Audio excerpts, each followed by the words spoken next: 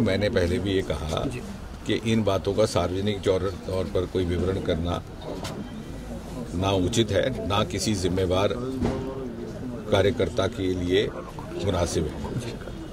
जैसे उस दिन प्रधानमंत्री जी ने कहा कि जो भी कार्रवाई होगी उचित होगी, और निश्चय ही हम ये आश्वस्त रहें कि देश की लोगों की भावनाओं को, उनकी देशभक्ति और उनकी राष्ट्रवादी भावना का सम्मान करते हुए,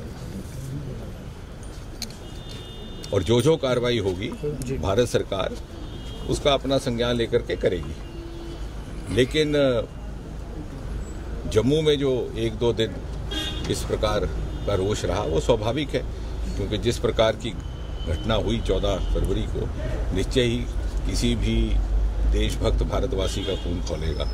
परंतु उसके बावजूद प्रशंसनीय बात यह है कि जम्मू ने अपना परंपरागत शांतिपूर्ण व्यवहार निभाते हुए कोई ऐसी हिंसा की वारदात नहीं हुई। पाकिस्तानी प्रधानमंत्री ने सबूत मांगे हैं कि उन्हें सबूत मिले तो वो कार्रवाई। देखिए, इसके लिए मैं आपके साथ इंटरव्यू में ना ही बैठने वाला, ना ही मैं उत्तेजित होकर कोई उत्तर देने वाला हूँ।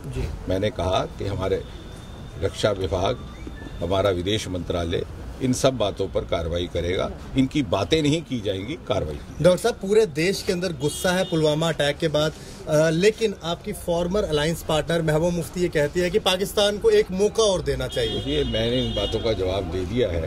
3-4 दिन से अगर आप खबरें पढ़ रहे हैं, आपसे उत्तेजित होकर के मैं आपको कोई खबर बनाने के लिए दूंगा, उस गलतफहमी में ना रहिएगा। मैंने कल भी कहा, परसों भी कहा कि ये जो आतंकवाद के खिलाफ लड़ाई है, ये सामूहिक लड़ाई है। और कम से कम वो नेता कश्मीर केंद्रित, जिनको सीआरपीएफ का कॉर्डन मिला हुआ है अपनी सुरक्षा के लिए, वो तो इतने दयावान हो जाए या इतना जिम्मेवारी महसूस करें कि इन शहीदों के प्रति अपनी श्रद्धांजलि दें।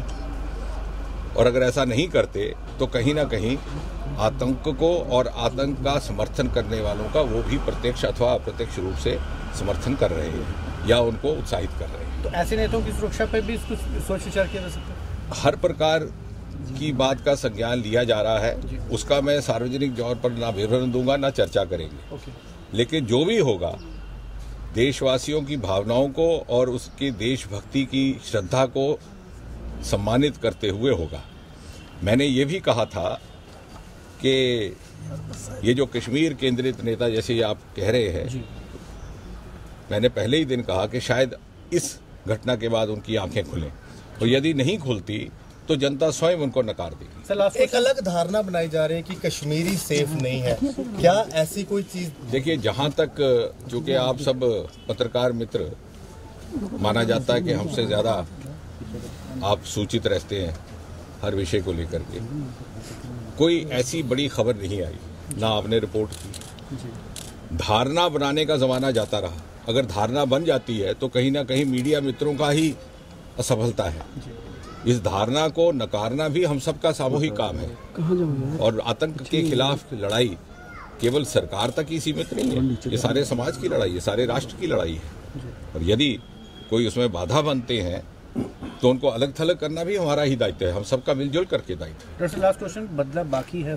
और जैसे राज्यपाल महोदय ने कहा कि ये लड़ाई आतंक के खिलाफ है, किसी धर्म विशेष या मजहब विशेष के खिलाफ नहीं है।